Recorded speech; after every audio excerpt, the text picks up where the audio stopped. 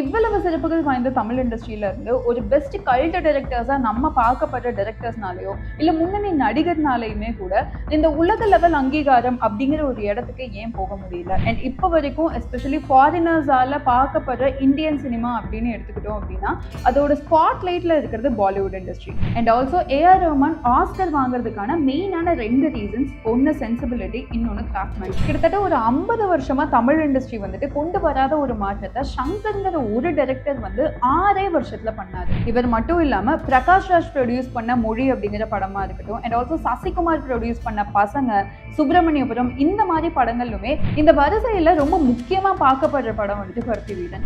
இத்தனை Oscar award வாங்கின Slumdog மில்லியனருக்கு ஈக்குவலான கிட்டத்தட்ட அதுக்கும் ஒருபடி மேல இருக்க படம் தான் வந்துட்டு நான் கடவுள் படம். அப்படி இருந்துமே கூட இந்த படத்துக்கு கிடைச்சதுல ஒரு கொஞ்சம் பர்சன்டேஜ் கூட ரெகக்னைசேஷன் அந்த படத்துக்கு ஏன் கிடைக்கல அப்படிங்கிறதுக்கான மெயின் ரீசன்ஸ் இருக்கு. அவங்கவுங்களா பார்த்து அதுல இருக்க கலை நுட்பத்தை பார்த்து தெரிஞ்சுக்கிட்டு அந்த படத்தை வந்துட்டு புரிஞ்சுக்கணும் இப்படின்னு சொல்ற பல டைரக்டர்ஸ்னால ஒரு நல்ல படம் கொடுக்க முடியாததுக்கு காரணம் அவங்களுக்கு மசாலா படமும் எடுக்க தெரியல, ஆர்ட் படமும் எடுக்க தெரியல அப்படிங்கிறது தான்.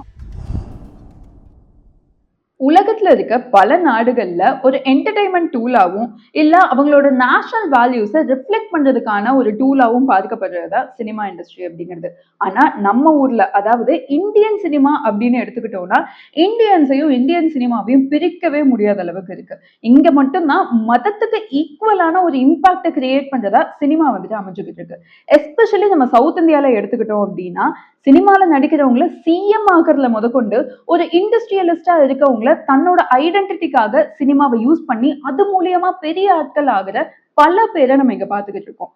இவ்வளவு சிறப்புகள் வாய்ந்த தமிழ் இண்டஸ்ட்ரியில இருந்து ஒரு பெஸ்ட் கல்ட் டைரக்டர்ஸா நம்ம பார்க்கப்படுற டைரக்டர்ஸ்னாலயோ இல்ல முன்னணி நடிகர்னாலையுமே கூட இந்த உலக லெவல் அங்கீகாரம் அப்படிங்கிற ஒரு இடத்துக்கு ஏன் போக முடியல. அண்ட் இப்ப வரைக்கும் சினிமா இண்டஸ்ட்ரியில உயரிய விருதா பார்க்கப்படுற ஒரு ஆஸ்கர் லெவலான ஒரு அவார்ட்ஸ்மே கூட நம்ம ஊர்ல இருந்து எடுக்கப்படுற சினிமாக்கு ஏன் கிடைக்கிறது இல்ல. அண்ட் இப்ப வரைக்கும் எஸ்பெஷலி ஃபாரினர்ஸால பார்க்கப்படுற இந்தியன் சினிமா அப்படின்னு எடுத்துக்கிட்டோம் அப்படின்னா அதோட ஸ்பாட் லைட்ல இருக்கிறது பாலிவுட் இண்டஸ்ட்ரி. அண்ட் அது போக ஒரு சில சவுத் இந்தியன் பிலிம்ஸ் அது வந்துட்டு எஸ்டாப்ளிஷ் ஆகுதே தவிர ஒரு பிலிம் சொசைட்டியா இல்ல பெஸ்டான ஒரு படம் இந்த இண்டஸ்ட்ரியில இருந்து வந்திருக்கு அப்படிங்கிறதுக்கான அங்கீகாரமா வந்துட்டு தமிழ் இண்டஸ்ட்ரினால இப்ப வரைக்கும் ஏன் கால் எடுத்து வைக்க முடியல. இந்த மாதிரியான பல டிஸ்கஷன்ஸ் இந்த புக்ல இருந்து கிரியேட் ஆகும். ஃபாரினர்ஸை பொறுத்த வரைக்கும் இந்தியன் சினிமா அப்படின்னு எடுத்துக்கிட்டோம் அப்படின்னா சத்யஜித் ரேனால முதல்ல இந்தியால ஒரு பெங்காலின்னு ஒரு இண்டஸ்ட்ரி இருக்கு, அந்த இண்டஸ்ட்ரியில வர படங்கள்ல பயங்கரமா இருக்கு அப்படின்னு சொல்லி முன்னணி டைரக்டர்ஸ், சத்யஜித் ரே வாழ்ந்த காலகட்டத்துல இருந்த முன்னணி ஃபாரின் டைரக்டர்ஸ்னால முதல்ல பேசப்பட்டுச்சு. அதுக்கப்புறம் இப்ப வரைக்குமே சென்டர் ஆஃப் அட்ராக்ஷன் அப்படின்னு எடுத்துக்கிட்டோம்னா அது வந்து கம்ப்ளீட்டா பாலிவுட் இண்டஸ்ட்ரியில மட்டும்தான் இருக்கு. அதை தாண்டி சவுத் இந்தியால இருந்து வர ஒவ்வொரு படங்கள் மேல ஓங்கி எந்திரிச்சு வருதே தவிர ஒரு இண்டஸ்ட்ரியா வந்துட்டு மேல ஓங்கி வருதா அப்படின்னு கேட்டா அது பாலிவுட் இண்டஸ்ட்ரியை தவிர வேற எந்த இண்டஸ்ட்ரியுமே இல்லைன்னு சொல்லலாம். அப்படி பாலிவுட் சினிமா இப்ப வரைக்கும் என்னென்ன மாற்றங்கள் கிரியேட் பண்ணுச்சு, என்னென்ன விஷயங்களை பத்தி பேசுச்சு, இப்ப வரைக்கும் ஏன் சென்டர் ஆஃப் அட்ராக்ஷன்ல பாலிவுட் இண்டஸ்ட்ரி இவ்வளவு காலங்களா நீடிச்சு இருந்துகிட்டே இருக்கு, இந்த மாதிரி பல விஷயங்களை இந்த புக்ல சாரு நிவேதிதா கொடுத்திருக்காரு. இந்த புக்கோட பேர் நரகத்திலிருந்து ஒரு குரல்.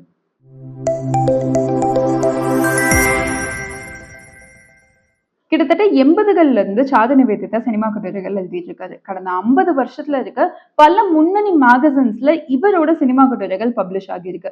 அது மட்டும் இல்லாம சினிமாக்குன்னு எஸ்பெஷலி 6 சினிமா கட்டுரை தொகுப்புகளும் இவர் வந்து பப்ளிஷ் பண்ணியிருக்காரு. இந்த சினிமா கட்டுரை தொகுப்புகள்ல முக்கியமான ஒரு புக் தான் நரகத்திலிருந்து ஒரு குரல் அப்படிங்கிற இந்த புக். இந்த புக்ல மொத்தமா 26 கட்டுரைகள் கொடுத்திருக்காங்க.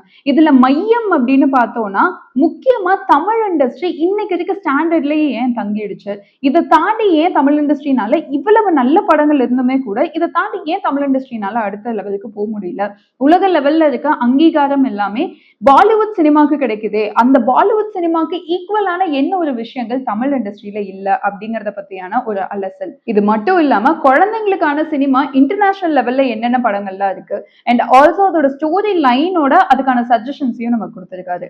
இது கூடவே சேர்த்து international films, Bollywood films and also இந்த சைட் தமிழ் பிலிம்ஸ், இது மூணுத்துக்கான கம்பேரிசன். இந்த புக் வந்தது வந்துட்டு கிட்டத்தட்ட ஒரு 2006 அந்த டைம்ல தான் ஃபர்ஸ்ட் எடிஷன் வந்திருக்கு. ஸோ அப்போ அதாவது ஏர்லி 2000ல இருந்து 2010 வரைக்கும் இந்த காலகட்டங்கள்ல வந்த பல முன்னணி தமிழ் பிலிம்ஸ் அண்ட் ஆல்சோ பல முன்னணி ஹிந்தி பிலிம்ஸ்.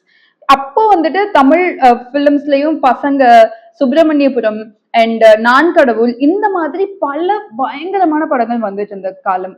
அண்ட் ஆல்சோ அப்படியே பாலிவுட்ல பார்த்தோம் அப்படின்னா டெல்லி சிக்ஸ், தேவ்டி, கமீனா, இந்த மாதிரியான படங்கள் எல்லாமே கூட உலக லெவல்ல அங்கீகாரம் பெற்றுச்சு அப்படின்னு சொல்லலாம். And also especially Slumdog Millionaire அப்படிங்கிற படமும் இதே காலகட்டத்துல தான் 8 ஆஸ்கர் அவார்டுக்கு நாமினேட் ஆகி அந்த எல்லா கேட்டகரியிலையும் வின்னும் பண்ணுச்சு. ஸோ இதுக்கான டெக்னிகாலிட்டிஸ்லாம் என்னென்ன, எப்படி அந்த ஒரு பர்டிகுலர் படம் மட்டும் ஆஸ்கர் லெவலுக்கு போக முடிஞ்சு, அதுல இருக்க ஸ்பெஷாலிட்டிஸ் என்னென்ன, அண்ட் இதே டைம்ல ஏஆர் ரஹ்மான் மட்டும் தமிழ்ல இருந்து பயங்கரமா வளர்ந்து உலக லெவல்ல ஒரு அங்கீகாரம் பெற்று ஆஸ்கரும் வந்துட்டு அவர் வாங்கினாரு ஸ்லம்டாக் மில்லியனருக்காகவும் சேர்த்து. சோ மத்தவங்க யாருமே இங்க இருந்து ஒரு ஆஸ்கர் லெவலுக்கு போக முடியாத ஒரு டைம்ல எப்படி ஏஆர் ரஹ்மான்னால மட்டும் அந்த ஒரு லெவலுக்கு போக முடிஞ்சது, இந்த மாதிரியான பல விஷயங்களை பத்தி தான் இந்த புக்ல கொடுத்திருக்காரு. ஏஆர் ரஹ்மான் ஸ்டார்டிங் ஃபேஸ்ல முதல்ல தமிழ் இண்டஸ்ட்ரியில காலடி எடுத்து வச்சப்போ மத்த மியூசிக் எல்லாம் ஒரே மாதிரி மொனோட்டனஸா போயிட்டு இருக்கு, ஒரு கட்டத்துக்கு மேல போர் அடிக்க ஆரம்பிச்சிருது, இதே தானே மறுபடியும் கேட்டுட்டு இருக்கோம் அப்படிங்கிற ஒரு சலிப்பெல்லாம் தட்ட ஆரம்பிக்குது.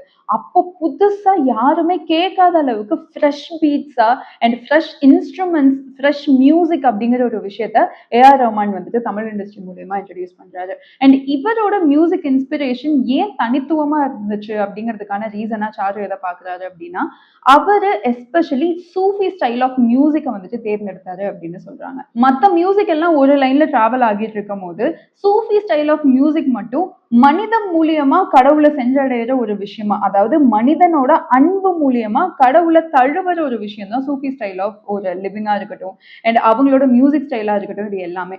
ஸோ அந்த ஒரு விஷயத்த இன்ஸ்பிரேஷனா எடுத்து ஏஆர் ரஹ்மான் அவரோட ஒர்க்கை ஸ்டார்ட் பண்ணதுனாலையும் அவர் இப்போ வரைக்கும் அதே லைன்ல டிராவல் பண்ணிட்டு இருக்கிறதுனாலையும் தான் அவரோட மியூசிக் டேஸ்டா இருக்கட்டும், இல்ல அவரு இசையமைக்கிற பாடல்களா இருக்கட்டும் ரொம்ப சோல்ஃபுல்லா காதுக்கு கேட்கறதுக்கு மட்டும் இல்லாம நம்ம இன்னர் செல்ஃபை போய் டச் பண்ற அளவுக்கான ஒரு சோல்ஃபுல் மியூசிக்ஸ் அவரால் கொடுக்க முடியுது அப்படின்னு வந்துட்டு சாரு அந்த புக்ல சொல்றாரு. And also A R Rahman Oscar வாங்குறதுக்கான மெயினான 2 ரீசன்ஸ், ஒன்னு சென்சிபிலிட்டி, இன்னொன்னு கிராஃப்ட்மேன்ஷிப்.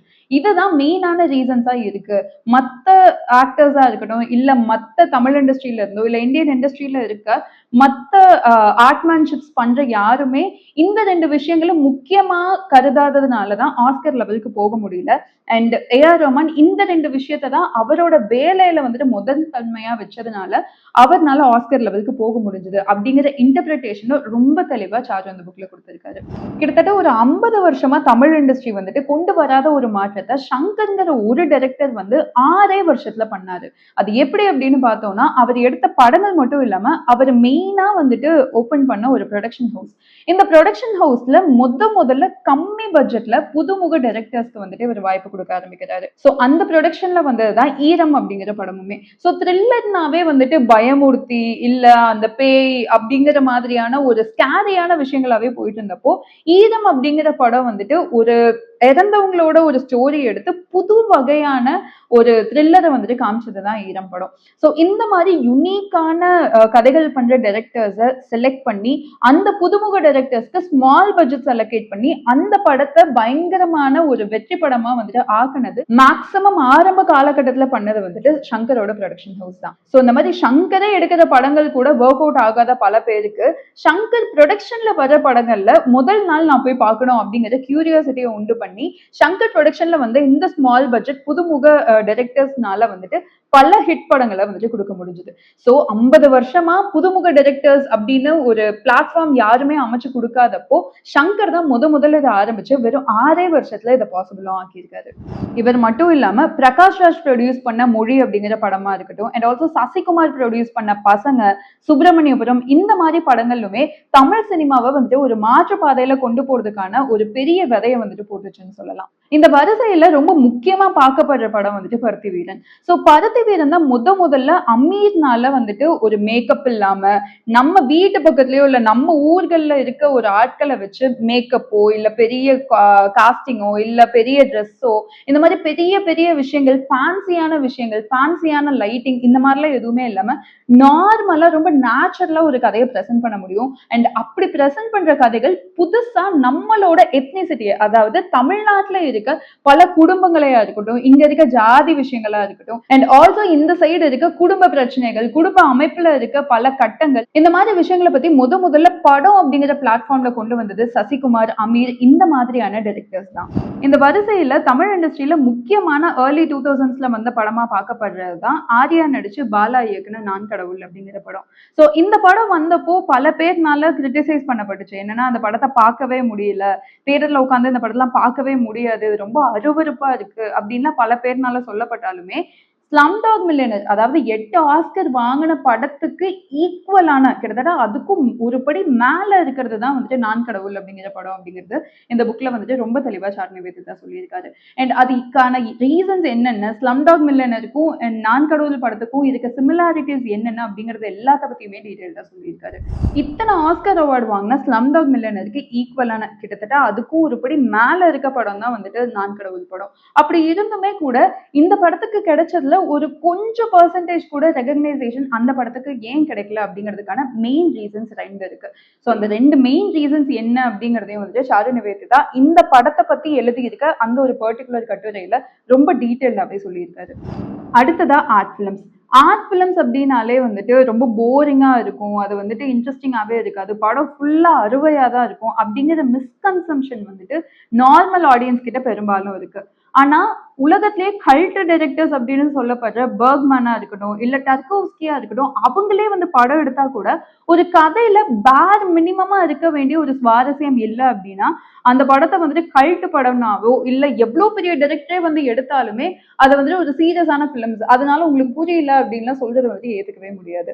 பிகாஸ் சீரியஸ் பிலிம்ஸ்னாவே போர் அடிக்கும் அப்படிங்கிற ஒரு மிஸ்இன்டர்பிரிட்டேஷன் தமிழ்நாட்டுல மட்டும்தான் இருக்கே தவிர உலகத்துல இருக்க மத்த எந்த கண்ட்ரீஸ்லயுமே கிடையாது. சோ ஒரு படம் வந்துட்டு வேற மினிமம் சுவாரஸ்யம் கூட இல்லாத ஒரு டைம்ல ஆடியன்ஸ் வந்துட்டு இந்த கதை நல்லா இல்ல அப்படின்னு சொல்ல வர்றப்போ இது வந்துட்டு இந்த படம் நார்மல் பீப்புளுக்கான படம் கிடையாது, இது வந்துட்டு ஒரு ஆர்ட் பிலிம், இது எல்லாத்தையுமே புரிஞ்சுக்க முடியாது, ஸ்பூன் ஃபீட்லாம் பண்ண முடியாது, அவங்கவுங்களா பார்த்து அதுல இருக்க கலை நுட்பத்தை பார்த்து தெரிஞ்சுக்கிட்டு அந்த படத்தை வந்துட்டு புரிஞ்சுக்கணும் இப்படின்னு சொல்ற பல டைரக்டர்ஸ்னால ஒரு நல்ல படம் கொடுக்க முடியாததுக்கு காரணம் அவங்களுக்கு மசாலா படமும் எடுக்க தெரியல, ஆர்ட் படமும் எடுக்க தெரியல அப்படிங்கிறது தான் ஒரு உண்மையான ஒரு விஷயம் அப்படிங்கறத வந்துட்டு சாரு நிவேதிதா ரொம்ப கிளியராகவே சொல்றாரு.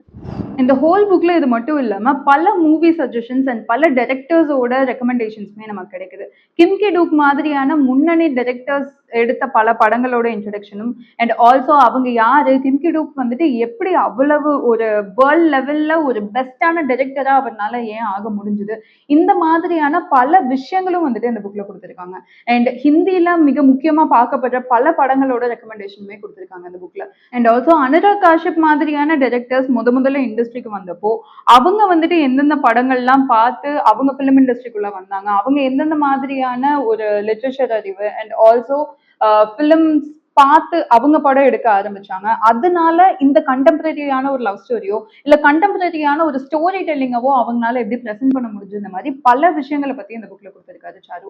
அண்ட் எஸ்பெஷலி தேவ்டியா இருக்கட்டும் இல்ல குலாலா இருக்கட்டும், இந்த மாதிரியான அனுராக் காஷ்யப்போட படங்கள் அண்ட் ஆல்சோ பியூஷோட மியூசிக்கா இருக்கட்டும், அமித் திரிவேதியோட மியூசிக் வந்துட்டு ஸ்டார்டிங் பேஸ்ல எப்படிப்பட்ட ஒரு எத்னிசிட்டியோட நம்ம ஊர்ல ஒரு ட்ரெயின்ல போறோம் அப்படின்னா அந்த ட்ரெயின்ல வர பாட்டு வந்துட்டு ஒரு பேக்ரவுண்ட் மியூசிக்கோட பயங்கரமா இருக்கும் இல்லையா, பட் ஆக்சுவலி அந்த ட்ரெயின்ல வந்துட்டு ஒரு கண்ணு தெரியாதவங்களோ இல்ல ஒரு பிச்சைக்காரவங்களோ பாடிட்டு வந்தாங்கன்னா ஆக்சுவலி அது எப்படி இருக்கும்னு தெரிஞ்சாதானே வந்துட்டு நமக்கு படத்துல அதை பார்க்கும் போது அந்த ஃபீல் வரும். அதை விட்டுட்டு ஒரு 1000 பேக்ரவுண்ட் மியூசிக்கை போட்டு அது மூலியமா அந்த பாட்டையோ இல்ல அந்த ஒரு பிக்சரவோ நமக்கு காமிக்கும் போது அதோட எக்ஸாக்ட் எத்னிசிட்டி ஃபீலிங் நமக்கு எப்படி வரும் அப்படிங்கிற கேள்விகளையும் இந்த புக்ல வந்து முன் வச்சிருக்காங்க. ஸோ இந்த மாதிரியான புது புது மியூசிக் டைரக்டர்ஸ், இந்த மாதிரியான புது புது இன்டர்நேஷனல் அண்ட் ஆல்சோ பாலிவுட்ல இருந்த பல டைரக்டர்ஸ் இருக்க பல டைரக்டர்ஸ், இந்த மாதிரி சினிமா பத்தியான பல விஷயங்களை வந்துட்டு ஷாரு அந்த புக்ல கொடுத்திருக்காரு. ஸோ நீங்க வந்துட்டு ஒரு சினிமா பர்சனா இருந்தீங்கன்னா, சினிமா பாக்குறதே எனக்கு ரொம்ப பிடிக்கும், இல்ல சினிமால வந்துட்டு ஏதாவது நான் ஒண்ணு பண்ணணும்னு நினைக்கிறேன் அப்படின்னா இந்த விஷயங்கள் எல்லாமே உங்களுக்கு ரொம்ப இன்ட்ரெஸ்டிங்கா இருக்கும் அண்ட் ஆல்சோ கண்டிப்பா வந்துட்டு தெரிஞ்சுக்க வேண்டிய ஒரு விஷயமாவும் இருக்கும் அப்படிங்கிறதுல எந்த விதமான சந்தேகமும் கிடையாது. ஸோ சாரு நிவேதிதா இந்த மாதிரி சினிமா கட்டுரைகள் மட்டும் இல்லாம பல சினிமா ஒர்க் ஷாப்ஸையும் கண்டக்ட் பண்ணிட்டு இருக்காரு.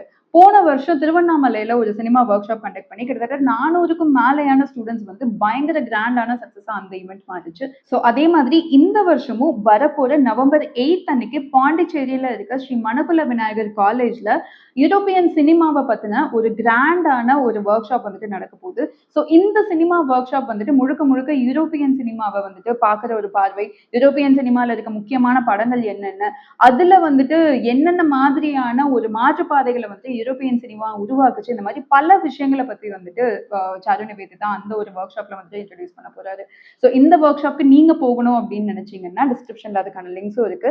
அண்ட் அது மட்டும் இல்லாம இந்த ஒரு புக்கை நீங்க வாங்கி படிக்கணும் அப்படின்னு நினைச்சீங்கன்னா அதுக்கான லிங்க்ஸும் டிஸ்கிரிப்ஷன்ல இருக்கு. அண்ட் ஆல்சோ நான் டே டு டே லைஃப்ல என்னென்ன புக்ஸ் எல்லாம் படிச்சுக்கிட்டு இருக்கேன், எந்த புக் வந்துட்டு வாங்கிக்கிட்டு இருக்கேன், இந்த மாதிரி விஷயங்கள்லாம் நீங்க தெரிஞ்சுக்கணும் அப்படின்னு நினைச்சீங்கன்னா டிஸ்கிரிப்ஷன்ல என்னோட இன்ஸ்டாகிராம் ஹேண்டிலும் இருக்கு, அதையும் நீங்க ஃபாலோ பண்ணிக்கோங்க. புக் ரிலேட்டடான இன்னொரு இன்ட்ரெஸ்டிங்கான ஒரு வீடியோல உங்களை வந்து சந்திக்கிறேன். அது வரைக்கும் this is Roopashree signing off.